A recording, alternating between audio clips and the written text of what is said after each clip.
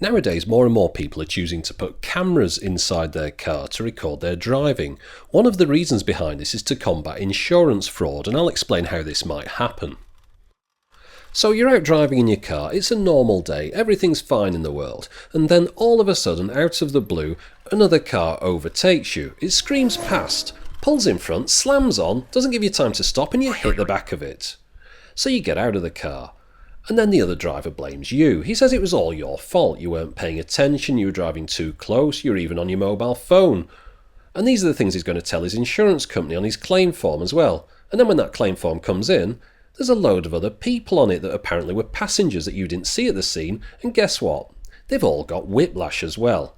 So now it's all their words against yours. You don't stand a chance. So you're going to lose your no claims bonus and your insurance premiums are going to rocket for the next few years. And there's nothing you can do about it. However, if you were recording the incident and you could present evidence of it to the police and your insurance company, there's a very good chance that that fraudster would vanish. Okay, so that might have been a bit overdramatic and rather unlikely to happen to you, but it's just one of many reasons why people might want to have a camera inside their car, like this one on the screen, which is the one I reviewed a year ago. So I thought it's about time I went back and had a look at the newer models that are out on the market to see if there's any new features there. And I came across this one. It's a full 1080p car camera that has a built-in GPS logger. Now, the other good things about this one is that it records at full 1080p 30 frames a second in MOV H.264 format, and it's got a nice 120 degree wide angle lens. And the thing that also singles this one out from a lot of the other models is that it doesn't have an LCD screen on it, which makes it a little bit smaller and hopefully more discreet inside the car. So let's have a look at it. As you can see from the running time, this is a rather long review, so I'll tell you what order things are coming up in. We're going to look around the camera here first, and then we're going to do some test footage, and then towards the end of the video we'll talk about the software that comes with it. So here's the camera itself. It's a lozenge-shaped device, which is a rather unusual shape for a camera. I haven't seen another one like this. It's got this suction cup on the top with a tilt mount on it. It doesn't swivel left and right, just tilts up and down. I'll talk you around the camera itself. You've got a microphone hole on the front left there. There's a nice lens there in the middle for the 1080p footage. To the right of that is an LED laser pointer. There's a speaker, and that is a receiver for an infrared remote which comes with it. That enables you to start, stop, play, select clips whilst having it attached to your television without having to get up and press the device itself. There's the button at the top to operate the laser pointer, and the button at the bottom switches between USB mode and record mode when you have it attached to your computer. That is another receiver for the remote control, and at the bottom left here is a mini USB port, as well as where the memory card goes. It does come with a 4 gig memory card. On the bottom here is a format button to format the card if you want to. You hold that one down, a reset button, and behind there is the power supply hole. It doesn't have a battery in it, it just runs off the power from the car. Top left here, a save button when it focuses. You tap that and it keeps the clip safe that it's just recorded, it won't overwrite it. And the other button there is a sound mute button to turn the sound on and off. Let's just see what comes inside the box. Well, there is the box, plain white box, no mention of any model on it. The camera itself, of course, which appeared magically then. And then you've got this 12-volt car adapter with the socket on the end there to attach it to it. Notice that's not a USB one, it's got a special normal sort of power adapter thing. The USB lead here, the other end of it, goes to a normal size USB and an audio and video phono socket there. So that's a bit of a weird lead, you don't want to lose that one. And then you've got an HDMI lead here, which is a mini to normal size HDMI lead. I didn't show you where the HDMI lead plugs into it, it's just behind this flap on the right here. I forgot to show you that before. Now, it does come with an instruction booklet, but it's absolutely rubbish because all it does is explain what the different parts of the camera are, which is what I've just done now, as well as giving you a list of the specifications. It doesn't explain how to operate the camera at all. Now, the item I'm plugging into this now is the other end of the GPS antenna. That clicks in quite firmly there. Here's the GPS antenna. It's got a magnet in that, so you can attach it to a metal part of your car if you wish. Now we'll attach the other wire to it. This is the power wire that I showed you before. And the reason I'm doing this is to show you how it gets a little bit messy when you start attaching the wires to it. It started off very neat, but now we've got all these wires hanging off. It does look a little bit more untidy. But then when you compare it to the older one, it's still quite a bit smaller, and of course I haven't got the wires hanging off that one at the moment as well. You could really do with finding a way to hide these wires inside your car and mount the camera up at the top somewhere, because the last thing you want to do is to avoid getting one kind of insurance claim but then having someone break in to nick your car camera. Right, let's go and mount the camera inside the car and take some video with it. So first off, you put the 12 volt power adapter into the car, which is necessary. Remember, it hasn't got a battery in it. And then the good idea is to attach it high up somewhere, and here I am lining it up with the laser. To be honest, I'm just doing that for effect. I couldn't see the laser because it was daylight. And I've put it behind the rear view mirror here because I thought that would put it out of sight. The GPS antenna I've just stuck to the top of the car. Obviously I wouldn't do that normally, I'd find somewhere else to put it. Right, so here we are getting inside the car. Let's have a look at some of the footage from the camera itself. Now all this is recorded in 720 at the moment. I have recorded some footage in 1080p and I'll show you that as well. The reason I recorded this in 720 is that I found that it was a lot smoother to play back on my computer. The footage is as smooth as anything. There's no jerkiness in the footage itself. It's just my old PC was struggling with 1080p footage. Now the sun was starting to set on this footage, which you can tell from the long shadows on the floor, but you'll also be able to tell that from the time and date, because it's November and it's just after 3 o'clock in the afternoon. The miles per hour is also showing up there, along with the longitude and latitude, I believe, and that's all based on the GPS information. You can switch it on or off if you want. I thought you might be interested in this. Look, I ended up following this guy on a penny farthing bike and having to overtake him. Not something you see every day, that is it? So that was worth filming. Right, now I also took the camera out and did some 1080p footage in my smart car. There's a bit of a reflection on the screen on that, but I've got some sound with that clip as well that you might want to listen to see how good the microphone is. So here we go. It's 7:35 in the morning. I'm heading into work. It's a Saturday, that's why the roads are quite clear. Now I'll just butt in on myself a second here. I hope you could tell from that very brief clip there that the sound quality that the camera records is really rather excellent. I was just talking at my windscreen and it picked up everything that I was saying quite clearly. And that car's quite noisy as well. It's not very well soundproof, so it did a very good job. Now just look at the top left of the screen here. You'll see that it's showing 0 miles per hour. That's because it hasn't got the GPS lock, but now it has. It's showing the proper miles per hour and the longitude and latitude. Now this is only about 2 minutes after leaving the office, and notice the scene that we're in here. We're surrounded by tall buildings and I'm in the centre of Manchester. So that's a really rather excellent result for getting a GPS lock on. And the car had been parked in an underground car park for 5 hours before, so it wasn't like it had got any stored information that it could just pick up very quickly.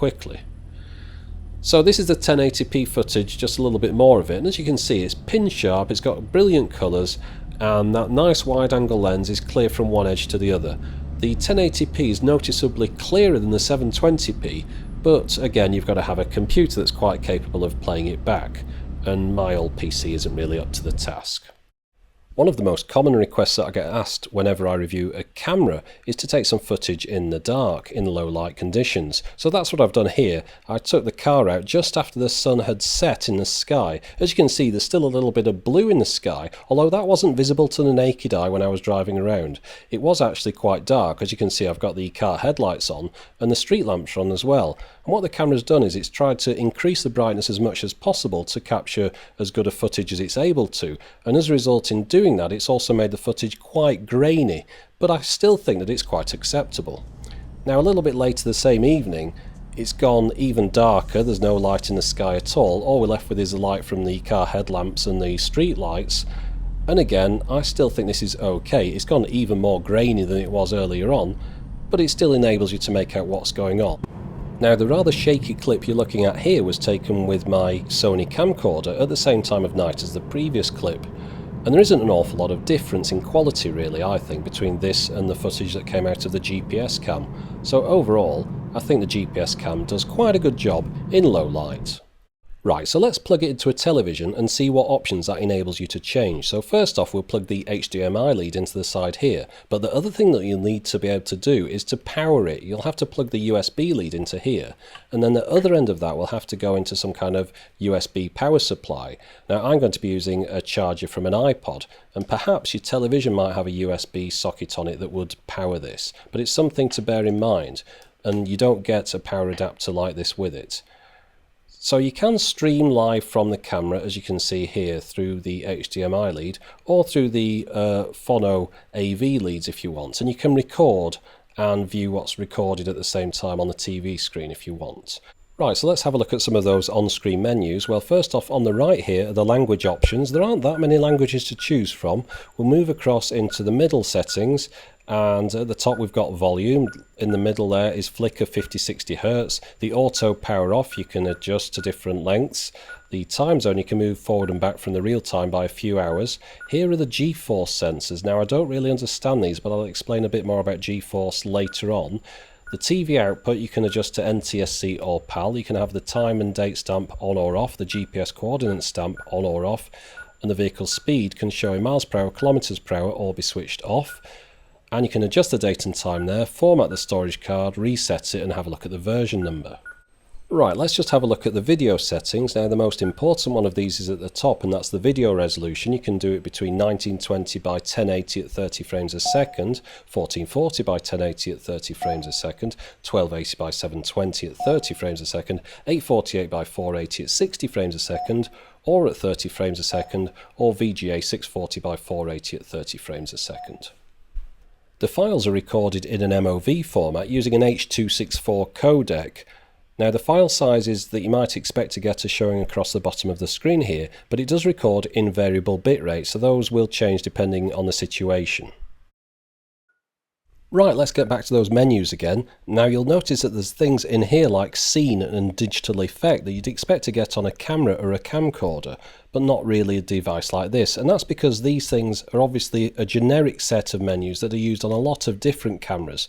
They're not really suitable for this camera because to change any of these things you have to attach it back up to a television set. So you're better off leaving everything in auto, and you're not really missing out on anything by doing that. One thing that you will want to choose carefully is how long you want the video to record for before it starts a new clip. So you can choose 1 minute, 5 minutes, 10 minutes, 15 minutes, 30 minutes or 45-minute segments. And of course it loops around and deletes the oldest segment when the card is full, as long as you set it to do that.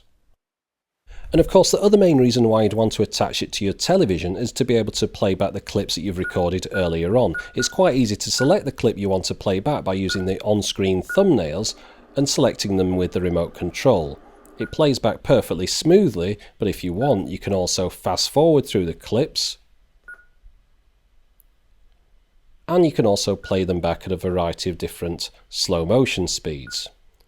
And if you really want, you can delete files from the memory card by selecting them on the screen, although there's no need to do this really if you select it to recycle the recordings.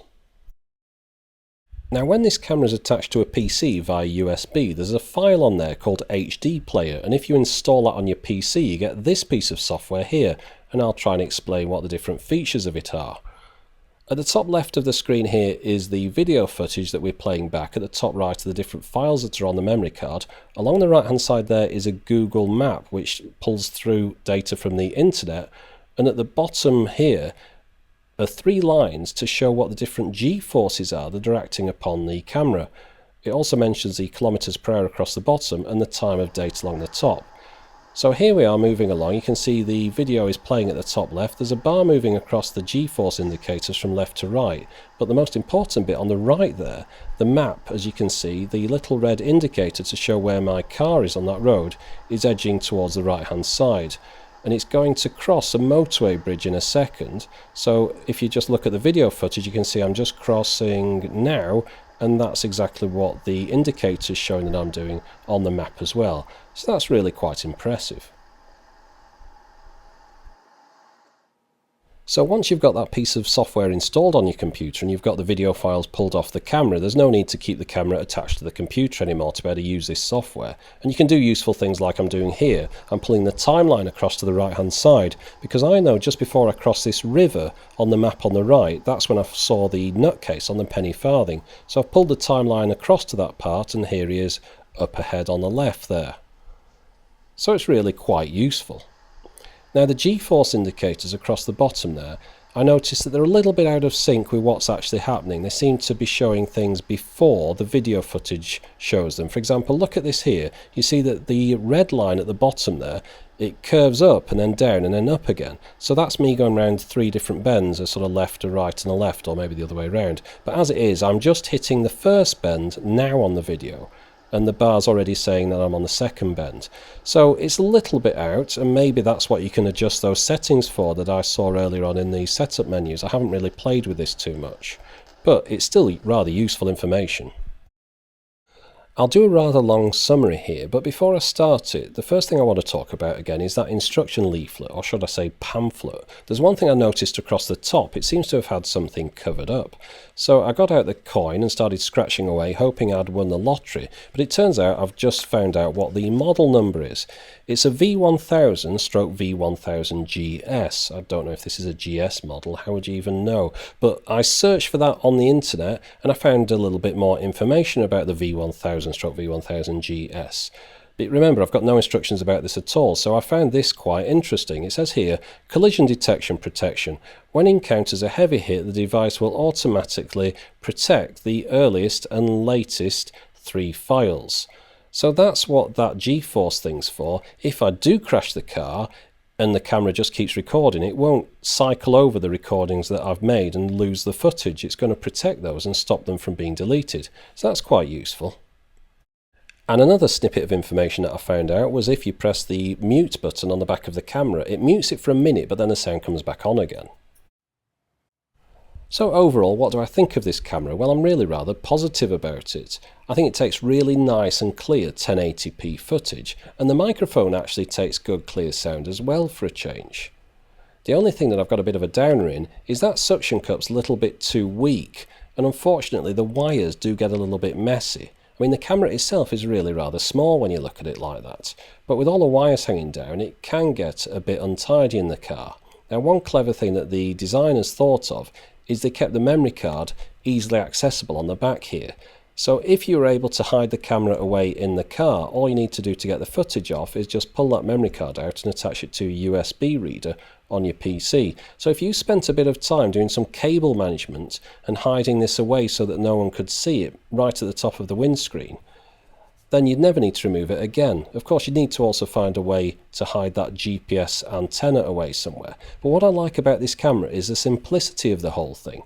All you need to do really is plug in that power adapter into your car, and then when you turn on the ignition, it starts recording immediately. There's no need to press any buttons at all. As you can see from the flashing light here, it's started recording already. Now the flashing light is showing that it's red at the moment, and that's because it hasn't got the GPS lock yet, but in a second it'll turn to blue to indicate that the GPS lock's been obtained, and there it is. So it's as simple as that, and then all you need to do to stop recording is just turn off the ignition again. And there's one other use that you might not have thought of. If you're the parent of a teenager and you lend them your car, you might be justifiably concerned that they're driving it around at breakneck speeds, risking theirs and their passengers' lives. So in the future you might want to only lend them the car on the condition that this camera's installed inside it. That way you know what they've been up to, and also they might think twice before trying to jump that ravine in your Ford Focus. The 1080p car DVR and GPS logger came from Chinavision. There's a link to the product in the video description. It cost approximately £100 plus postage plus import duty. Right, so here we are at the end. So all that remains for me now is to say thanks for watching.